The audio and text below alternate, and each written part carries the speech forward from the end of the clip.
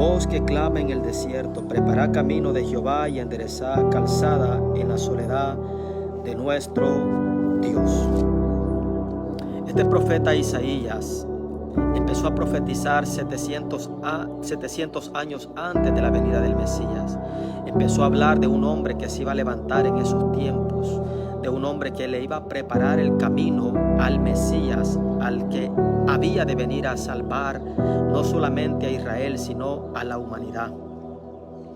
Por eso es que en Mateo capítulo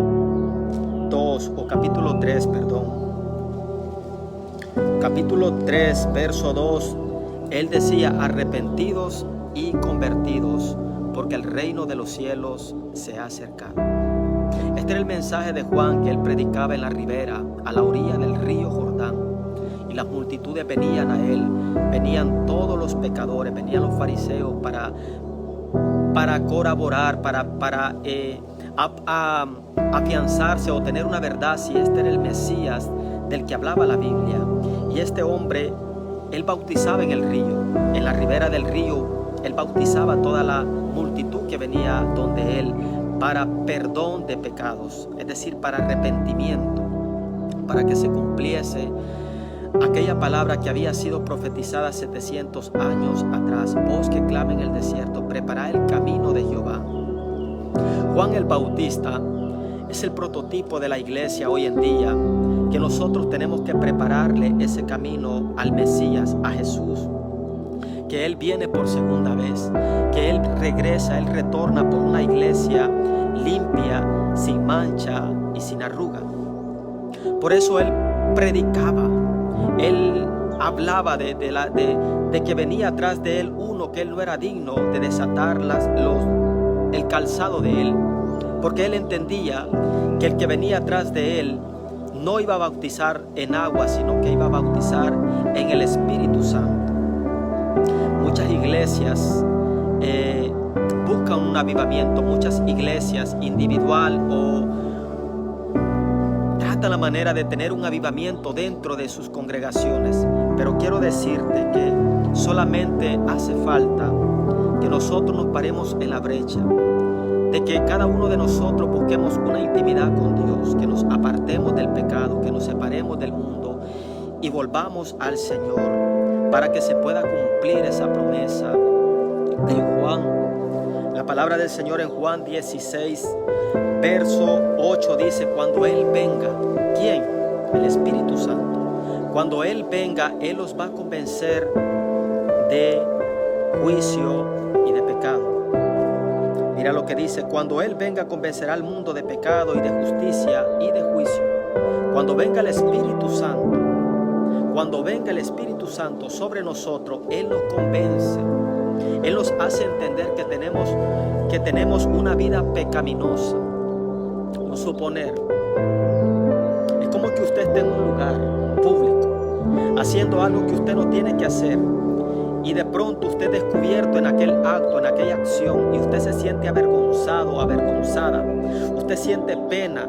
Cuando nosotros venimos a la presencia de Dios, nosotros entendemos que tenemos una vida pecaminosa, que no somos dignos de estar en ese lugar.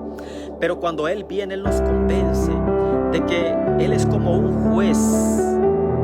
Él es como un juez que nos hace entender lo malo y que nos hace entender en la vida pecaminosa que tenemos delante de Él. Pero Él no es un juez que nos condena a una prisión, sino que es un juez que nos da una alternativa. Es decir, que nos da un récord limpio para que nosotros nos podamos presentar ante Él, para que nosotros vayamos, corramos a su presencia, para que nosotros seamos limpios delante de Él. Porque la palabra del Señor dice que Dios no envió a su Hijo para condenar al mundo, sino para que el mundo fuera salvo por Él, por Jesús. Por eso yo quiero hablarte y dejarte con esta palabra que se encuentra en el libro segundo de Crónicas, capítulo 7, verso 14. Y la palabra del Señor dice así: si mi pueblo se humillare, sobre el cual mi nombre es invocado, y oraren y buscaren mi rostro, y se apartaren de sus malos caminos, entonces, dice el Señor, yo oiré desde los cielos, perdonaré sus pecados y sanaré su tierra. En el contexto, Esto aconteció cuando Salomón hizo un sacrificio, un multisacrificio. Cuando inauguró el templo, él hizo que la presencia del Señor bajara.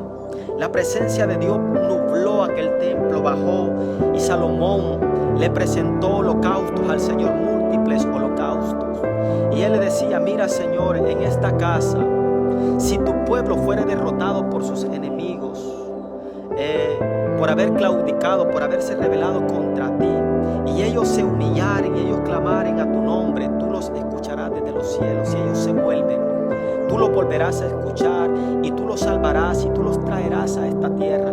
Si ellos, por haberse rebelado contra ti, fueren llevados cautivos a otros imperios, a otros territorios, a otros lugares, pero ellos se humillaren en ese lugar y se acordaren de que tú hicieron un pacto contigo en este lugar, tú los vas a escuchar y tú los traerás a este mismo lugar.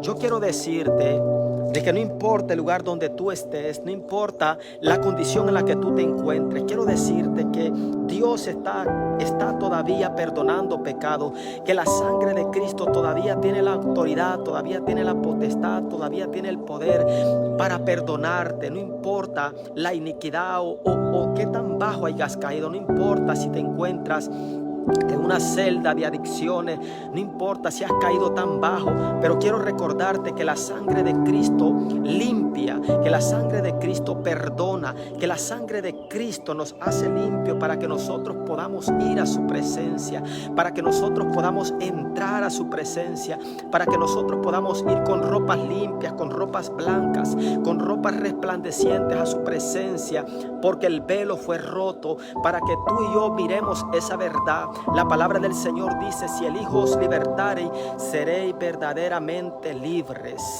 Si el Hijo os libertare, seréis verdaderamente libres. Quiero decirte que todo aquel que es liberto por Jesús nunca más vuelve a estar en la esclavitud del pecado, nunca más vuelve a estar en la garra del pecado, nunca más vuelve a estar en el juego del pecado. Todo aquel que conoce a Cristo, todo aquel que se entrega, todo aquel que ha tenido un encuentro con Jesús, nunca más vuelve a ser igual.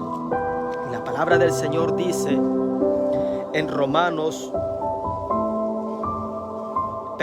Hebreos 4, capítulo 4, verso 15: porque no tenemos un sumo sacerdote que no se compadezca de nuestras debilidades, sino uno que fue tentado en todo, según nuestra semejanza, pero sin pecado. Y el escritor de Hebreos dice: acerquémonos pues confiadamente al trono de la gracia de Dios para alcanzar misericordia y gracia para el oportuno socorro. Quiero decirte que el salmista decía: ¿de dónde vendrá mi socorro? Mi socorro viene de Jehová, que hizo los cielos y la tierra. Tu socorro viene de Jesús, tu salvación viene de Jesús. No importa dónde tú te encuentres, no importa que tan bajo hayas caído, no importa si te apartaste de los caminos de Dios, pero si hoy tú te conviertes, si hoy tú vienes, si hoy tú dices, como dice la palabra en 2 de Crónicas 7:14: si mi pueblo se humillare, sobre el cual mi nombre es invocado, y oraren y buscaren mi presencia y se apartaren de todos sus caminos malos, entonces yo oiré desde los cielos, perdonaré sus pecados y sanaré su tierra. Quiero decirte que Romanos 6:23 dice que la paga del pecado es muerte, mas la dádiva de Dios es vida y vida eterna. Quiero decirte que la paga, el salario del pecado es una muerte, pero la gracia de Dios es vida. La paga de lo que tú haces es la muerte física o espiritual. No hay otra.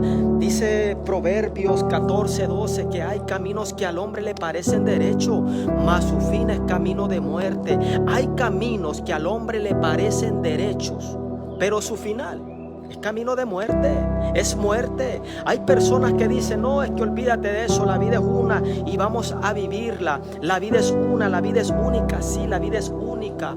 Por ende tienes que velar, por ende tienes que entender, por ende tienes que tener una conciencia de que si la vida es una, tienes que vivirla conforme a Dios le agrada, porque Dios te dio la vida, amén, pero también hay una segunda vida.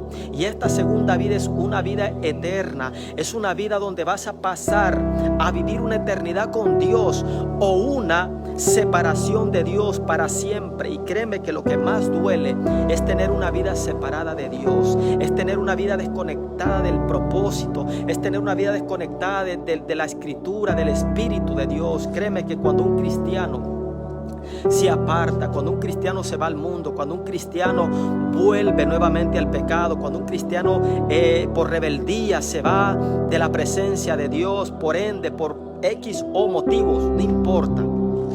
Créeme que lo que más duele es que un día tú fuiste un adorador. Lo que más duele es que un día tú predicabas la palabra. Lo que más duele es que un día tú estuviste en la casa del Padre. Lo que más duele es que un día tú tenías presencia. Y lo que más duele es que cuando tú sales de la presencia, lo único que hay en tu corazón y en tu vida es un vacío. Hay una depresión. Créeme que eso duele. Adán, cuando él pecó, cuando escuchó la voz de su mujer y tomaron de aquel árbol, de aquel fruto prohibido, créeme que lo que a Adán le haber dolido haber sido perder la comunión con el Señor. Por eso es que Cristo vino a la tierra para nuevamente restaurar. Por eso que cuando Jesús estaba en aquel madero, Él dijo estas palabras: consumado es. La palabra consumado es una palabra como cuando en aquel entonces se usaba cuando alguien tenía una deuda que no se podía saldar. Y cuando aquella deuda era saldada, decían: consumado es. Cristo, cuando vino a la cruz, dijo: Padre, consumado está, hecho está. Ya no hay nada que se pueda hacer, ya todo está hecho.